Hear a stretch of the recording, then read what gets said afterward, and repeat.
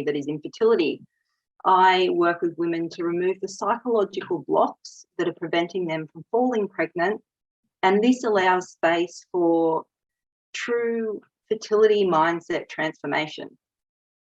So today I'm really going to talk about the role that the mind or mindset plays in your fertility journey. Does it really have an effect on your fertility journey, and what can we do about it? So I'm going to give you some useful tools and strategies that I use with my clients to help them move forward towards their dreams of becoming a mum, and to really empower them to take control of their mindset and their nervous system, because their mindset and the nervous system are two very important players in the fertility journey, especially in terms of psychological.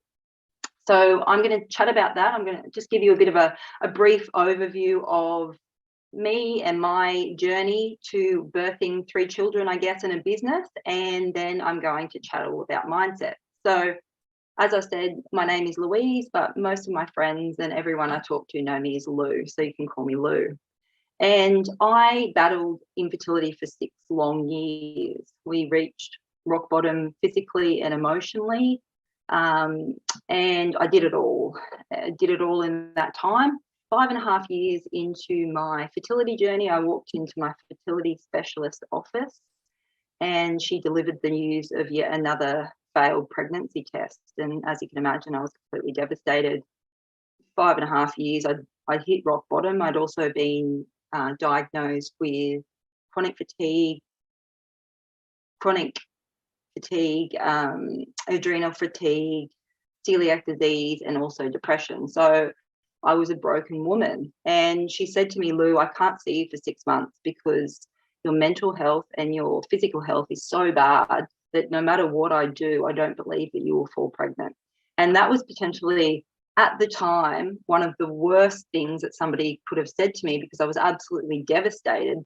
But in hindsight, it was a turning point and the best thing that anyone could have said to me, because it forced me to stop and look within and to really understand what was going on. So I spent the next 6 months concentrating and healing my mind and my body. I employed a team of people to really how to put myself back together, because I was broken. And during that time, my husband, or he was my partner then, and we'd been together for a number of years. So we decided that it was time to get married, and I planned a wedding. In the December, we got married.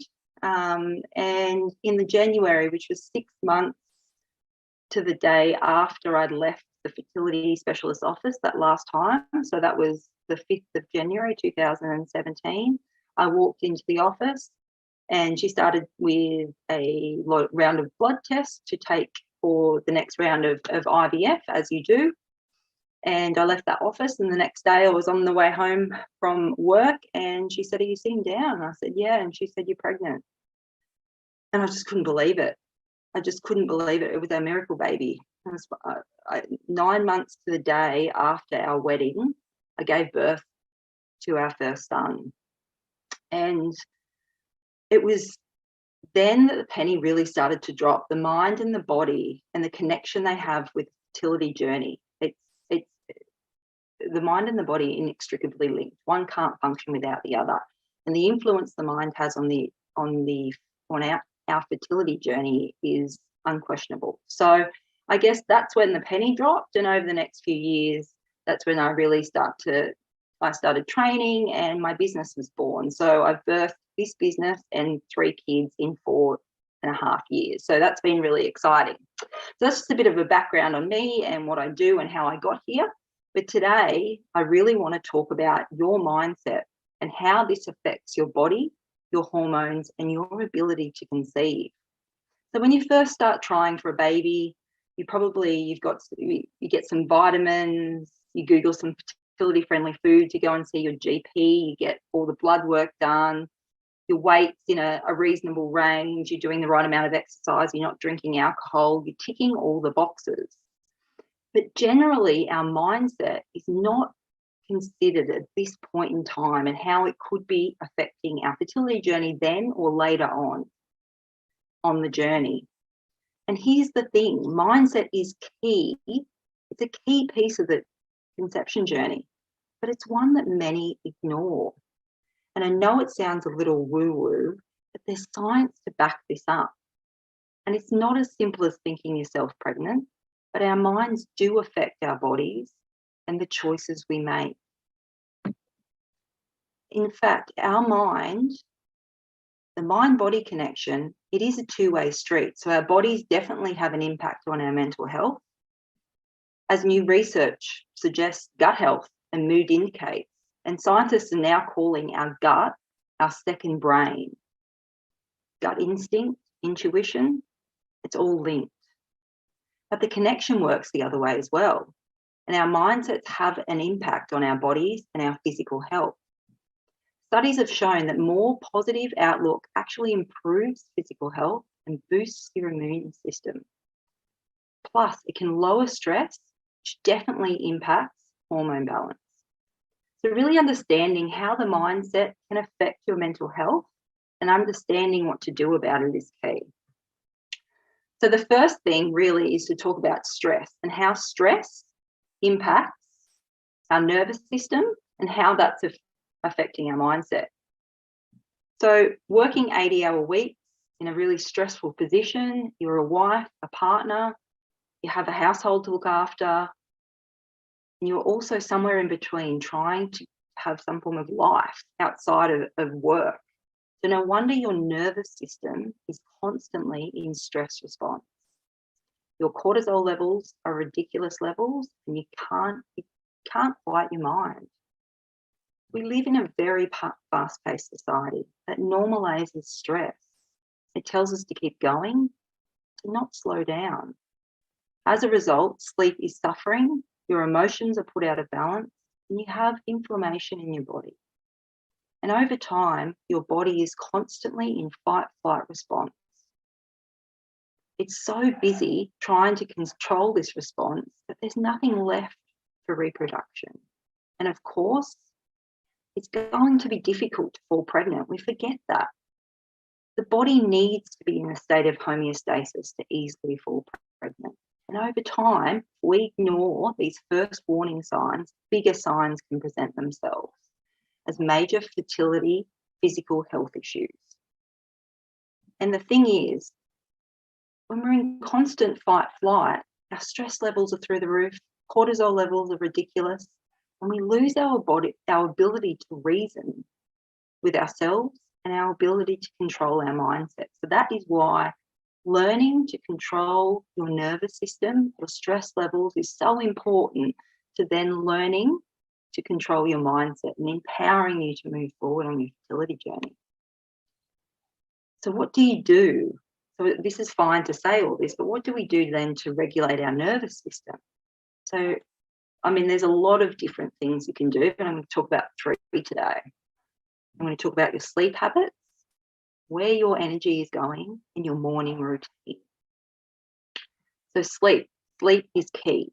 Learning to sleep is a very important skill for our health, not only just for our fertility journey, but for our overall physical health. And sleep is essential to regulate your nervous system and balance the cortisol levels. It's really very simple. This is a simple breathing technique that you can do before bed. But it will help calm your cortisol levels, your nervous system, and it will create a perfect environment for sleep. It's so simple. All you do is 4 breaths in, hold for 1, and out for 8. You just need to do this 10 times. And by doing this, you start to level out your body. You start to give your body a chance to start to reset, to rest, to bring everything down. Do it. You don't have to limit this to nighttime. I tell my clients, whenever you feel the need, do it 10 times a day if you have to. Whenever you need to do this exercise, it is perfect, it's simple, and it's super easy. And the morning routine is another thing. Everything starts with the morning. So morning is the most important time of the day to help regulate your nervous system. And having a specific morning routine or ritual that happens every morning, it's going to set you up for a positive day, minus the stress, minus the overwhelm. minus the anxiety. So going outside first thing in the morning and letting some light into your eyes. Don't look up to straight to the sun, but look up to the sky and let some light into your eyes. And this really helps balance your cortisol levels and reset your circadian rhythm, calming your mind and holding space to be in stillness is very important when you're trying to conceive. It is, in fact, an essential skill to help you moving forward towards your dreams of becoming a mum. Other morning routine examples, a morning meditation, taking 5 minutes to journal, and the 5 minutes breathing practice that can be done in the mornings as well. And the thing is, there's so many different tools that you could use. You just have to give a few a go and work out what really works for you. And the last is energy. And you must start to consider where your energy is going. Do you have people, possessions, or interactions in your life that are creating stressful, negative energy? Something to start thinking about. And if so, it's time to clean any negative energy and make space for calming, positive energy. And think, if your whole entire day is taken up with bad energy, then there's no space for anything positive. This is spiking, when we're doing this is spiking our stress hormones, and your nervous system is on high alert the whole time. So it's not great, obviously, if you're trying to have a baby. And examples where you can start to clean up negative energy, you can create a calming, peaceful bedroom space. No work, no photos, but don't create a positive impact. If there's something in your bedroom that's not creating a positive impact, it needs to go, because we spend 50% of our time in our bedroom. So this is a really important place to start. And limit time spent with people who don't contribute to positivity to your life. Like, have a think, are there people that are really sucking your energy? And if so, it's time to think about maybe how you manage your interactions with them. And positive thoughts create positive energy. We all know that. So starting a gratitude ritual each night, and we'll see an instant shift in your thought patterns. But like I said, whatever works for you is fine. These are just suggestions that I give my clients, and then we always work out what works best for them. But by consciously creating time to be still, tuning to your body and what it needs, you will notice the signs your body is giving you. This is crucial to moving you forward on your fertility journey. And when you start to tune in and hold space, you notice the signs earlier, don't you? And what you need to do within to keep you moving forward. It's really important to stop and hold space for your body and really tune in, start to listen to what it needs. So now we're understanding how to regulate our nervous system. We can look at the tools to transform our mindset. Thoughts become feelings, feelings become our beliefs, and our beliefs become our reality. And that's a fact. So everything starts off in the mind as a little thought, and over time magnifies to our feelings, and our feelings become our belief system, and our belief system over time becomes our reality. It becomes part of who we are, it becomes part of our gut and our nervous system. So when you really understand that, you can understand it's an empowering situation to be in, because you know that you do have control over your thoughts, and your thoughts are creating your reality. So this empowers you to be able to take control of your life and your fertility journey. Now, I give my clients, there's 3 tools to transform our mindset that I use. There's obviously many more, but I'm going to talk about these 3 today. And really, number 1 is understanding our thoughts so we can start to reframe them. And so with this in mind, we need to be consciously become aware of our thoughts. Are they negative or are they positive? For an example of someone who has been on their fertility journey for a long time, My body is broken. I'm never going to become a mum. I won't be able to carry a baby to full term. I failed my body. My body's failed me. I failed my partner. So these are common thoughts that pretty much every woman who's on her fertility journey will feel. So if you start to say this over and over to yourself, you can take this into your brain, your nervous system, and your gut. And over time, your brain has no other option to believe you. That's how we're wired. Number 2, now it's time to really think about a moment in your life when you were truly happy. Because we're unable to think a negative and a positive at the same time. We get to make the choice. So with that in mind, why would you think negative when you can start to really understand that you make the positive choice? So that obviously takes a lot of work and it takes a lot of persistence, but really thinking about a time in your life when you were truly happy, really embody those feelings, feel those feelings inside your body, really embody that. And then when you start to go down a really negative trail, starts to think something, you get on that negative tangent, you can feel yourself spiraling out of control in the negative space. It's time to come back to that thought process. And you come back to that thought process and you come back to it until you have reframed and you have broken that cycle. And it takes a lot of practice, of course, but over time it becomes second nature and it becomes super easy. So that's what I practice with a lot of my clients. It's really, really helpful, and they can use this tool at home. And it really starts to, once you understand that you have the choice, and that's so empowering because you are in the driver's seat there. And number 3 is being grateful for the life as it is right now. So practicing gratitude is one of the key ways I dig myself out of doom and gloom when the going gets tough. Not only does being grateful encourage us to focus on good things, but it also invites more positivity in our lives. And that's what I found. Focusing energy into really thinking or writing down what you're grateful for will stir up some really warm, fuzzy feelings. When you're feeling really low, it changes your state in an instant. So it's easy to give huge amounts of focus to what we don't have. We don't have that little bundle of joy. And of course, it's hard not to focus on that hole in our lives.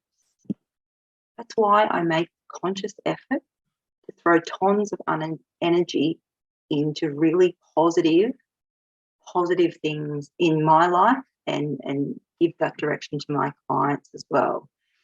What are you grateful for? And what do you feel so thankful for in your life? Concentrating on all the good and not focusing on what you don't have is so important.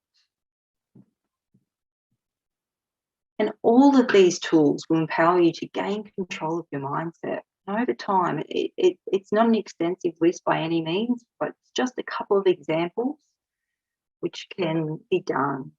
And over time, it's amazing how quickly you can start to see progress. You can start to see yourself moving forward towards your dreams of becoming a mum. So in conclusion, your mindset can affect your body, your hormones, and your ability to conceive. I think we all know that. And today I chatted about how your mind is affecting your fertility journey and gave you some really helpful tools and strategies to learn to start to control your nervous system, which will allow space for fertility mindset transformation, true mind, body, soul healing. By holding space to stop, to look within, to listen to the signs your body is telling you, you will gain a true understanding of what steps you personally need to take to heal your mind and your body. Once you start to tune into that gut feeling or your intuition, you will then instinctively know what to do. So it is so important to understand when we first start trying to conceive, and this is something that I'm super passionate about. this is the time to do a mental health check-in, as well as a physical health checkup. It's just as important. Waiting until we hit rock bottom, or we're 6 years into our fertility journey, is so much harder. That is an education piece that I am so passionate about delivering. Do a mental health check-in when you first start trying to conceive, not waiting till you hit rock bottom. So thank you so much for listening, and I really hope you gained some value out of what I had to say, and I'm really excited to be here and to listen and to learn, and thank you very much.